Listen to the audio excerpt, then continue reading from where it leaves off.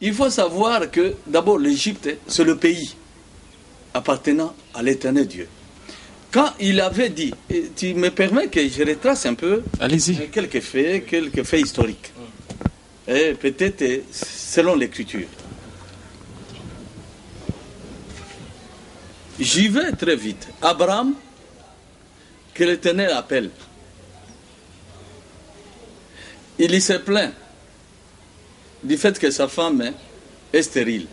Alors, en réponse à sa préoccupation, l'Éternel Dieu lui dit, non, moi je vais te bénir. Tu comprends? Je vais te bénir. Peut-être c'est mieux de lire rapidement.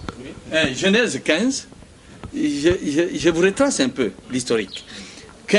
Genèse 15, verset 1, il dit, après ces événements, la parole de l'Éternel fut adressée à Abraham dans une vision et il dit, Abraham, ne crains point, je suis ton bouclier et ta récompense sera très grande. Est-ce que tu as compris? Alors il dit, Abraham répondit, Seigneur éternel, que me donneras-tu? Je m'en vais sans enfant. Okay.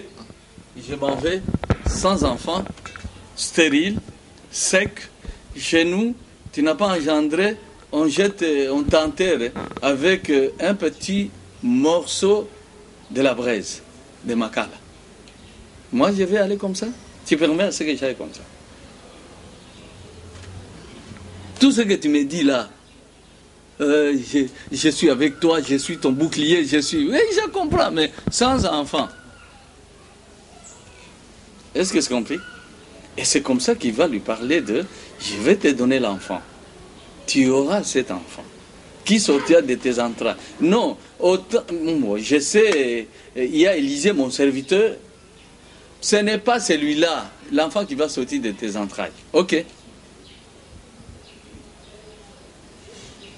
Et en lui parlant de cela, il sort dehors, tu vois, regarde, combien, tu peux compter les étoiles, c'est comme ça que sera ta progéniture. Mais il lui révèle quelque chose. Au verset 13, il dit ceci. L'Éternel dit à Abraham, sache que tes descendants seront étrangers dans un pays qui ne sera point à eux. Ils y seront asservis. Là, quand Étienne nous retraçait, il parlait de nous comme un pays étranger à Abraham. Un pays étranger à Abraham. Mais ici, l'Éternel Dieu change, il ne change pas, mais c'est la même chose. Il dit, ta progéniture va être asservie par, puisqu'ils iront dans des terres d'autrui. Ils seront étrangers là-bas. C'est-à-dire peuple